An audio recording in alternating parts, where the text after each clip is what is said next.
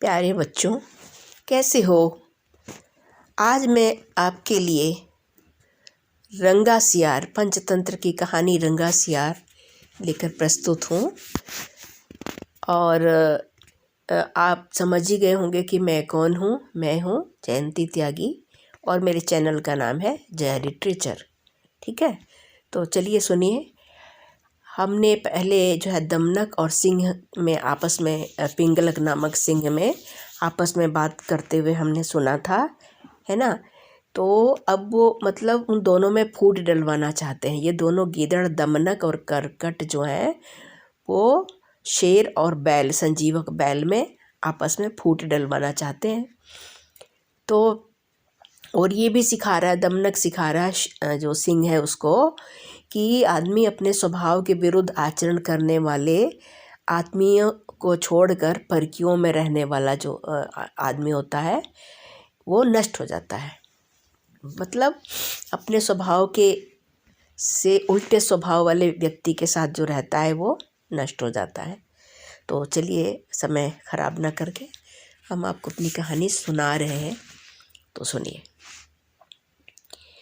एक दिन जंगल में रहने वाला चंडरव नाम का गीदड़ भूख से तड़पता हुआ लोभवश नगर में भूख मिटाने के लिए आ पहुंचा। उसके नगर में प्रवेश करते ही नगर के कुत्तों ने भौंकते भौंकते उसे घेर लिया और नोच नोच कर खाने लगे।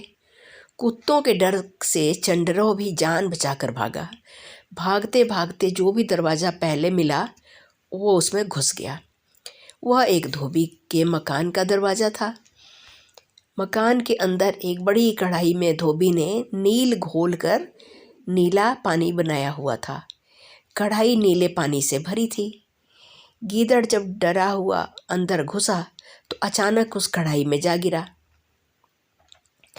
वहाँ से निकला तो उसका रंग जो है बदला हुआ था। अब वह बिल्कुल नीले रंग का हो गया। नीले रंग में रंगा हुआ चंडरव जब वन में पहुंचा तो सभी पशु उसे देखकर चकित रह गए। वैसे रंग का जानवर तो उन्होंने आज तक नहीं देखा था।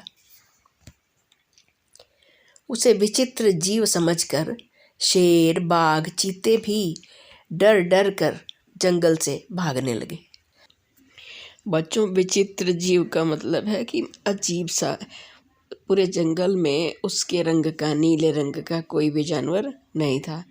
तो जब वो वहाँ पहुँचा तो सबने देखा कि भाई ये क्या अलग सा कुछ कौन सा प्राणी है, इसलिए वो भागने लगे। सबने सोचा न जाने इस विचित्र पशु में कितना सामर्थ्य हो, इससे डरना ही अच्छा है। चंडरव ने जब सब पशुओं को डर कर भागते हुए देखा तो बुलाकर बोला, पशुओं, मुझसे डरते क्यों हो? मैं तुम्हारी रक्षा के लिए यहाँ आया हूँ। त्रिलोक के राजा ब्रह्मा ने मुझे आज ही बुलाकर कहा था कि आजकल चौपायों का कोई राजा नहीं है। सिंह, मृग आदि सब राजाहीन है। मतलब सिंह का भी कोई राजा नहीं है। आज मैं तुझे उन सब का राजा बनाकर भेजता हूँ। तू वहाँ जाकर सबकी रक्षा कर। इसीलिए मैं यहाँ आ गया हूँ। मेरी छत्र छाया में सब पशु आनंद से रहेंगे। मेरा नाम ककुद द्रुम राजा है। ककुद द्रुम, है ना। देखो नाम भी कितना अलग सा था। वह यह सुनकर शेर, बाघ आदि पशुओं ने चंडरव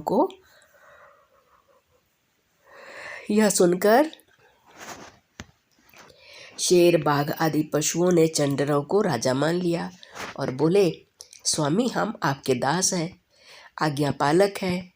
आगे से आपकी आज्ञा का ही हम पालन करेंगे। चंडरव ने राजा बनने के बाद शेर को अपना प्रधानमंत्री बनाया, बाघ को नगर रक्षक और भेड़िए को संतरी बनाया। संतरी माने दरबान।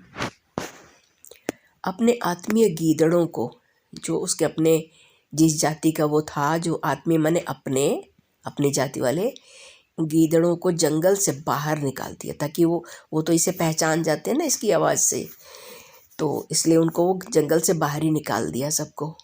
उनसे बात भी नहीं की। उसके राज्य में शेर आदि जीव छोटे छोटे जानवरों को मारकर चंडरव की भेंट करते थे। चंद्रौ उनमें से कुछ भाग खाकर शेष भाग अपने नौकरों चाकरों में बांट देता था। कुछ दिन तो उसका राज्य बड़ी शांति से चलता रहा, किंतु एक दिन एक बड़ा अनर्थ हो गया। अनर्थ माने मतलब कुछ बुरा कार्य। उस दिन चंद्रौ को दूर से गीदड़ों की किलकारियां सुनाई दी। उन्हें सुनकर चंद्रौ का रोम रोम खेल उठा, मैंने बहुत खुश हो गया। मतलब उसकी बंधु बांधव, उसकी जाति के जो लोग थे, वो खुशी में, जैसे बच्चे किलकारी मारते हैं ऐसे वो खुशी में आवाज़ें निकाल रहे थे। तो खुशी में पागल होकर वह भी किलकारियाँ मारने लगा, है ना। उसे अपने बंधु बांधव याद आने लगे। तो शेर बाघ आदि पशुओं ने जब उसकी किलकारियाँ सुनी तो उसे पहचान गए, तो समझ गए कि यह चंद्रौ ब्रह्मा का दूत नहीं बल्कि मामूली गीदड़ है ना।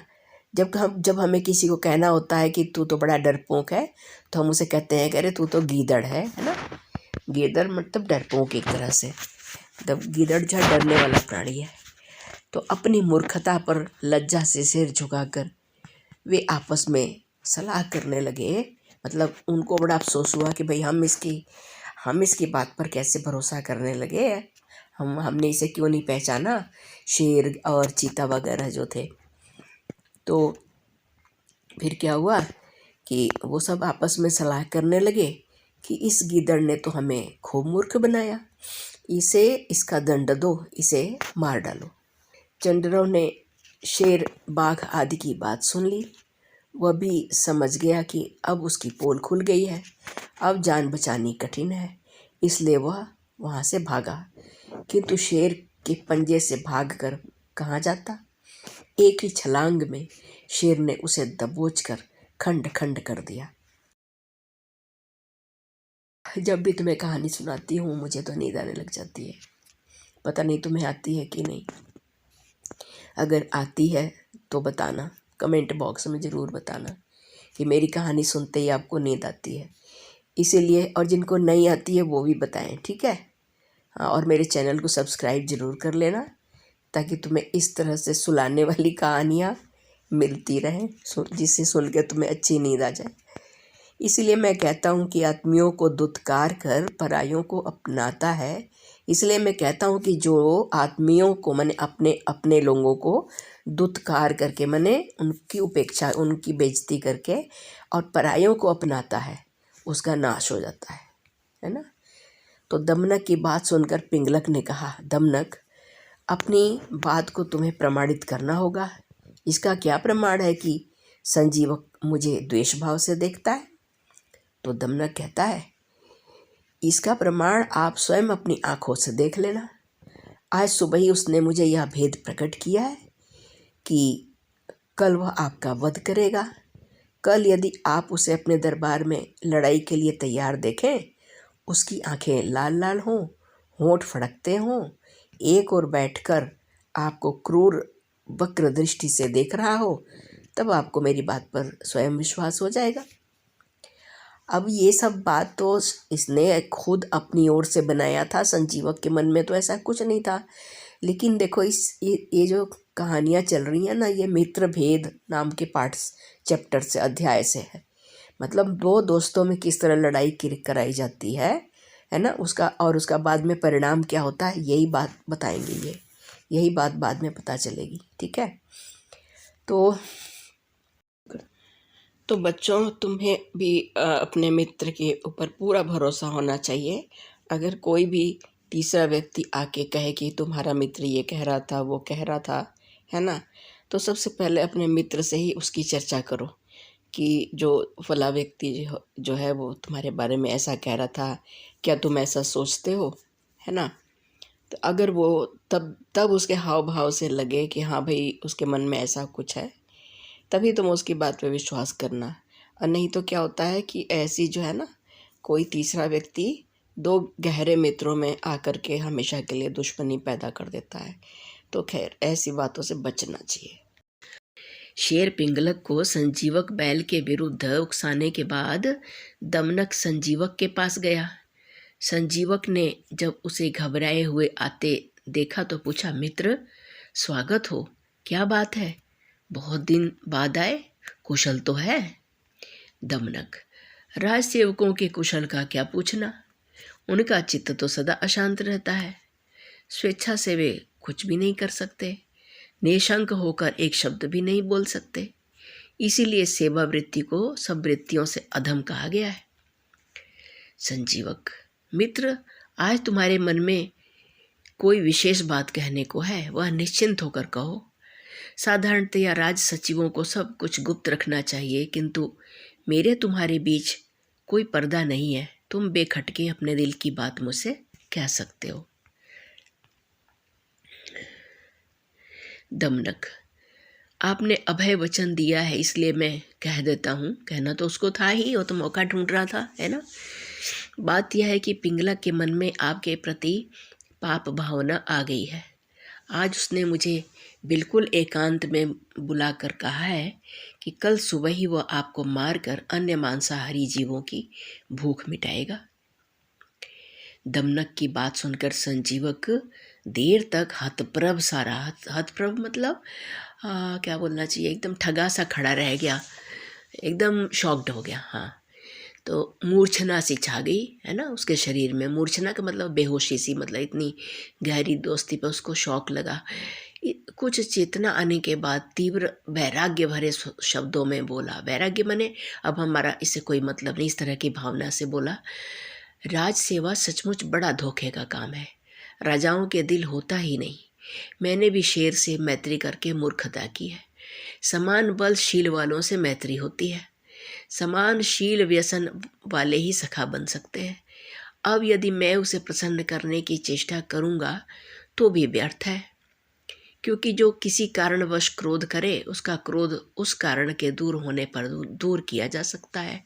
मतलब अगर वो कोई आदमी किसी वजह से गुस्सा हो तो उस वजह को ख़त्म कर दोगे तो गुस्सा ख़त्म हो जाएगा। लेकिन कहता है कि लेकिन जो अकारण ही, मन बिना कारण के ही कुपित हो, माने क्रोधित हो, तो उसका कोई उपाय नहीं है।